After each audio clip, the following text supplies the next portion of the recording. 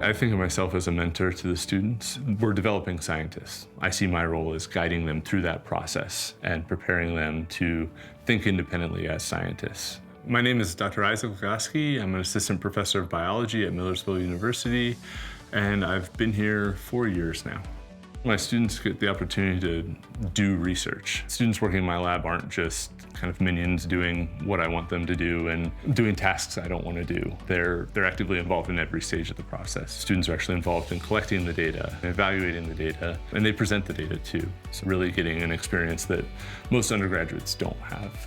Working under Dr. Ligocki kind of provides you a space to do things that you typically wouldn't do in the classroom and kind of give you a space to work on what you want rather than just the standard lessons everybody else is learning. Doing research, especially as an undergrad, would look amazing on an application, whether it's for grad school or a job application. For me, I really want to go to grad school after I graduate, and you get a lot of hands-on experience that you wouldn't be able to in a classroom setting.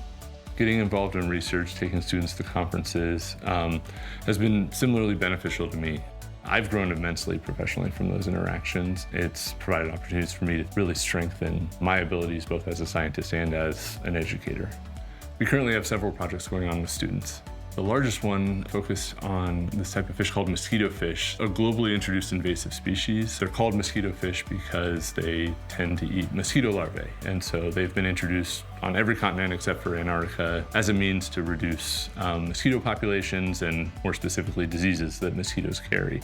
That presents the potential for them to have substantial impacts on ecosystems. Some other projects that we have going on are focused on how fish and amphibians respond to pollutants in the environment and understand how generally human impacts influence wildlife. So the main problem that my project is focusing on is ocean acidification, looking at the saturation state of calcium carbonate in snail shells because snail shells are made of calcium carbonate.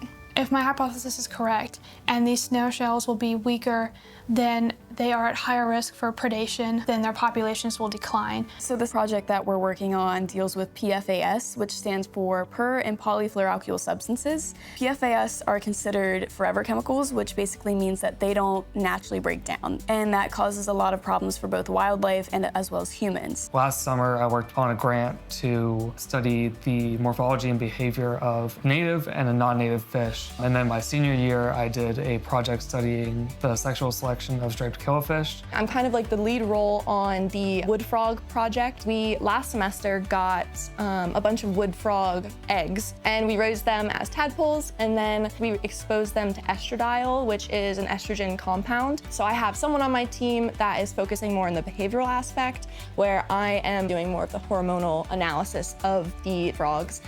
I've been fortunate to have a lot of students that are really excited to get involved in research and are really excited about the projects that I'm doing, but then they've also taken the initiative to develop some of their own projects. Students come up with really interesting ideas, and Millersville's a great place to be able to try those out. I think what we teach in the classroom is really critical, and it's important that students have that knowledge foundation. I think it's a very equally valuable experience to actually do the science. One of our recent graduates, Sean Burke, is actually now working on trout conservation and trout habitat restoration, and that's resulted as a direct consequence of a lot of the work that he did. So I am in Reno, Nevada, and I am part of the Sierra Nevada Alliance Partnership. It's a lot of restoration work and a lot of outreach. When I was doing his research, it was kind of like really motivated on me staying into my passions and being passionate about things, because there's awesome rewards where you get to meet awesome people, you get to work on really, really cool stuff. Like everything about it,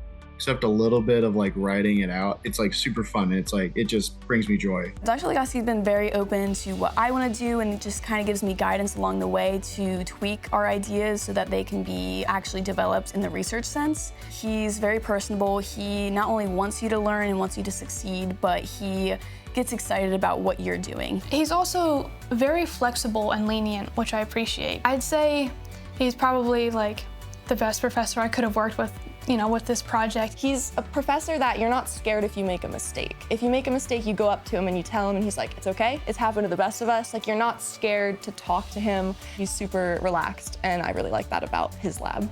I hope that my students leave Millersville thinking independently as scientists. They have a solid foundation in the content that they've learned here, but they also have a strong sense of what they can do with it. And so it's my hope that whatever my students end up doing, that they're going to be well prepared for it, excited about it, and hopefully feel fulfilled with it.